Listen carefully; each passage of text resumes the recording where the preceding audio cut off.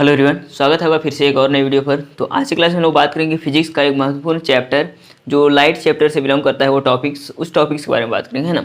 उस टॉपिक्स में हम लोग देखेंगे क्या कि समतल दर्पण और अवतल दर्पण और उत्तल दर्पण का जो यूज होता है, जो उपयोग होता है, जो हर एक एग्जाम में इसका उपयोग को पूछा जाता है। आपको 4 ऑप्शन देगा, बोलेगा अगर पूछ दे कि दाढ़ी बनाने में ही कौन सा दर्पण का उपयोग किया जाता है, 4 ऑप्शन देगा आपको, उत्तल, अवतल, समतल, इनमें से सभी। तो आपको उसमें से चुनना पड़ेगा, ठीक ना। तो इसी को लेकर के हमने आया है, क्योंकि ये सभी एग्जाम में पूछे जाते हैं इससे रिलेटेड, और 10th में भी पूछा जाता है।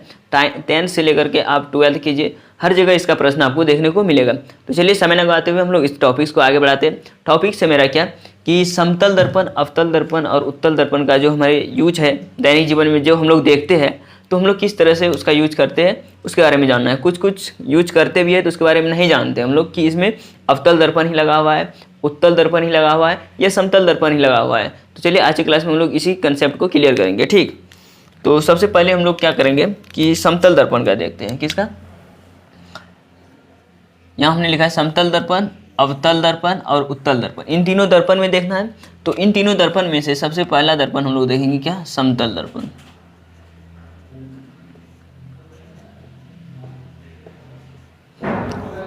समतल दर्पण यानी कि प्लेन मिरर। क्या?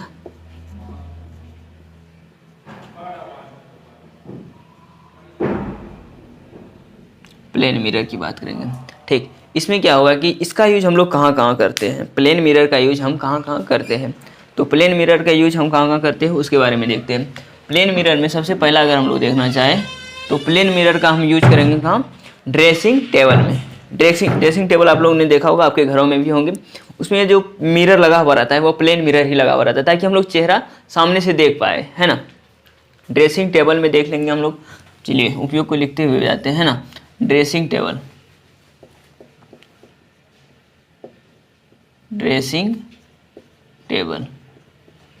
नेक्स्ट की बात करें तो आप लोग देखते होंगे शादी ब्याह में, क्या शादी ब्याह में जो डेकोरेट किया जाता है, अगर मिरर लगा हुआ रहता है तो वहाँ भी जो होता है सजावटी सामग्री में जो यूज किया जाता है, वहाँ भी क्या किया जाता है, समतल दर्पण का ही यूज किया जाता है। क्या? तो लिखेंगे क्या, सजावट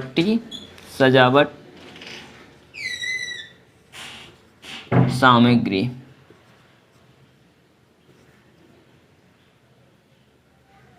सजावट सामग्री में भी किसका, अवतल दर्पण का ही यूज किया जाता है, ठीक।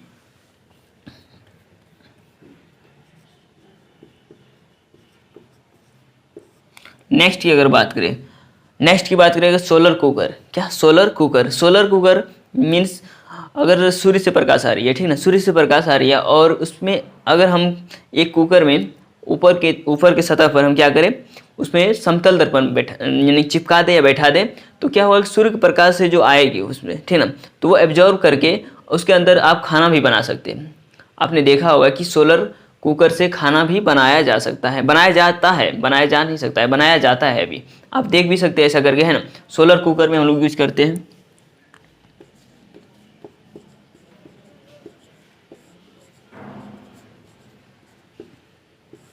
सोलर कुकर में, ठीक। चौथा की बात करें तो चौथा क्या किया जाता है आपका, पेरिस्कोप। पेरिस्कोप होता है, उसमें भी समतल दर्पण ही लगा हुआ रहता है, पेरिस्कोप। पेरिस्कोप हो गया। उसके बाद और ये स्कोप होता है क्या, कैलिडोस्कोप। कैलिडोस्कोप में भी क्या समतल दर्पण का उपयोग किया जाता है। क्या? कैलिडोस्कोप, है ना, यहाँ से कैलिडोस्कोप। इन्हीं 4 में से आपको एग्जाम में देखने को मिलेगा। या तो आपको पूछ देगा क्या कि ड्रेसिंग टेबल में किस दर्पण का उपयोग किया जाता है, आपको बताना है समतल दर्पण।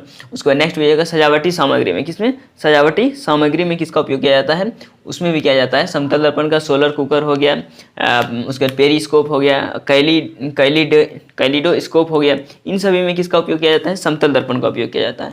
ये था समतल दर्पण का, ठीक ना। अब अगर हम दूसरा की बात करें तो दूसरा है मेरा क्या, अवतल दर्पण। ध्यान से देखिएगा, इसका आपको एग्जाम में देखने को मिलेगा, अवतल दर्पण।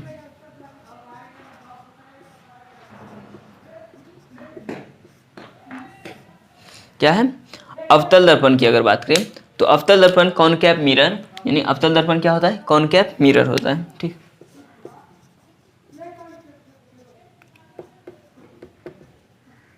Concave mirror. अवतल दर्पण में क्या देखेंगे कि अवतल दर्पण का यूज जो करते हैं हम लोग, है ना, वो किस किस चीज़ में करते हैं। तो अवतल दर्पण का सबसे पहले अगर आपके दैनिक जीवन से देखा जाए तो आप बाल बनाने जाते हैं वगैरह वगैरह, बाल दाढ़ी जो बनाने जाते हैं आप, तो वहाँ जो दर्पण लगा हुआ रहता है वो अवतल दर्पण ही रहता है। क्या रहता है, अवतल दर्पण ही रहता है। तो 1 नंबर में लिखना है क्या, हजामती। उसका यूज कौन करता है, हजामत करता है। हम लोग बाल बनाने जाते हैं तो वो हजामत के पास ही रहता है, हजामती सीधा लिखते हैं ना, हजामती में। ये कलर दिख रहा है, ठीक। उसके बाद नेक्स्ट अगर देखेंगे, हजामती में हो गया। उसके बाद आपने देखा होगा क्या कि सोलर कुकर में भी अवतल दर्पण का यूज किया जाता है। अवतल दर्पण का यूज सोलर कुकर में, यही एक ऐसा चीज़ है जिसका सोलर कुकर में समतल का भी कर सकते हैं और किसका, अवतल का भी। यहाँ लिख देते हैं सोलर कुकर।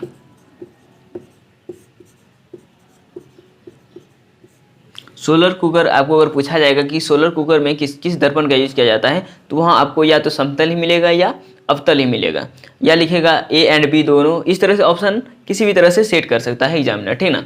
तो बात करेंगे हम लोग तीसरा की अगर बात करें, तीसरा में बात करेंगे हम लोग किसकी, आप लोगों ने लेजर लाइट देखा होगा क्या, लेजर लाइट देखा होगा। लेजर लाइट में भी जो उपयोग किया जाता है वो अवतल दर्पण ही होता है, ठीक ना, लेजर लाइट। चौथा की बात करें तो आपने सर्च लाइट, अरे सिंपल टॉर्च आपने देखा होगा। टॉर्च में जो दर्पण रहता है वो रहता है क्या, अवतल दर्पण, है ना। या लिखिए सर्च लाइट या टॉर्च। टॉर्च देखेंगे उसमें अवतल दर्पण ही लगा हुआ रहता है। नेक्स्ट की बात करें तो डॉक्टर, अब देखेंगे डॉक्टर किस तरह से इसको यूज करता है। डॉक्टर कहाँ यूज करता है इसका, जब हमारे नाक, कान, गला अगर आदि खराब रहे तो उसमें जो दर्पण के द्वारा देखा जाता है। आपने देखा होगा कि अगर लाइट आपके अंदर डाला जाता है तो वो दर्पण में ही देखता है कि किस जगह क्या बीमारी है ना, गला में, नाक में, कान में, इन सभी में अवतल दर्पण का उपयोग किया जाता है। तो लिखेंगे रोगियों के नाक कान, रोगियों के नाक कान गला इत्यादि की जांच में, है ना, इन सभी की जांच के लिए किया जाता है ना, इत्यादि की जांच में, ठीक। और आपको पता होगा कि अगर अवतल दर्पण के बारे में हम लोग थोड़ा देखें तो अवतल दर्पण क्या करता है कि किरणों को अभिसरित करता है। यानी कि ये अगर किरण, अगर अवतल दर्पण जा रही है ना, ये अवतल दर्पण हुआ, मान लीजिए। अवतल दर्पण में क्या होता है कि किरणों को क्या करता है, ये फैला देता है एक जगह, अभिसरित, यानी कि अभिसरित कर देता है ये एक जगह। अवतल दर्पण क्या करता है, एक जगह अभिसरित कर देता है। यहाँ हम थोड़ा उल्टा बता दिए, ये उत्तल का होता है कि फैलाने का काम, ठीक ना। उत्तल क्या करता है, किरण को फैला देता है, बट ये क्या करता है कि ये एक जगह एकत्रित करता है किरणों को। इसीलिए इसका नाम, जो अवतल दर्पण का एक दूसरा नाम जो दिया जाता है वो दिया जाता है अभिसारी दर्पण। क्या, अभिसारी दर्पण। ये क्या करता है, किरणों को अभिसरित करता है अपने आप, है ना। तो इस तरह से हम लोग अवतल दर्पण देखें। अब देखते हैं किसको, उत्तल दर्पण को हम लोग, ठीक ना। तो उत्तल दर्पण को देखने से पहले हमको ये मिटाना पड़ेगा, ठीक। तो यहाँ लिखते हैं हम लोग क्या, उत्तल दर्पण। अगर इस तरह से आप एग्जाम में अगर आपको पूछा जाए 5 नंबर देखें कि आप समतल दर्पण, उत्तल दर्पण और अवतल दर्पण में उपयोग को दो चार उपयोग को अगर लिखें, 3 उपयोग को लिखें, तो आप इस तरह से अगर लिख दीजिएगा तो आपका एक भी नंबर नहीं कटने वाला है, ठीक ना। और ऑब्जेक्टिव के लिए तो काफ़ी अच्छा है। तो तीसरा देखेंगे उत्तल दर्पण, कॉन्वेक्स मिरर।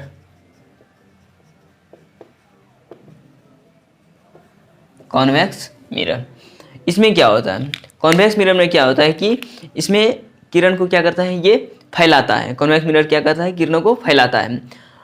लेंस में जाइएगा तो उल्टा हो जाता है, दर्पण में रहिएगा तो, यानी दर्पण का जस्ट अपोजिट हो जाता है लेंस में, ठीक ना। दर्पण का जस्ट अपोजिट लेंस में। जो काम आपका अवतल दर्पण करेगा वो काम लेंस में उत्तल लेंस कर लेगा, और जो काम आपका दर्पण उत्तल दर्पण करेगा वो काम अवतल लेंस कर लेगा। इस तरह से इन दोनों में अपोजिटिव का प्रॉपर्टीज पाया जाता है, ठीक ना। तो यहाँ देखेंगे हम लोग क्या, उत्तल दर्पण।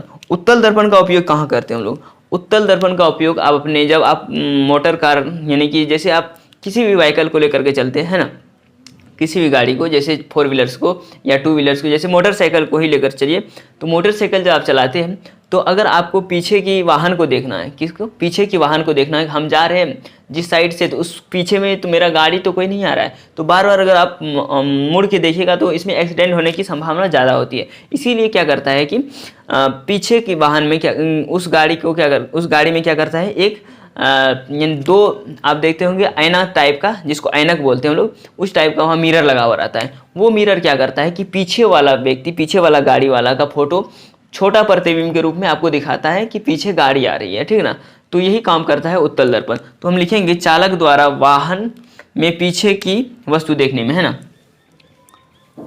पहला देखेंगे चालक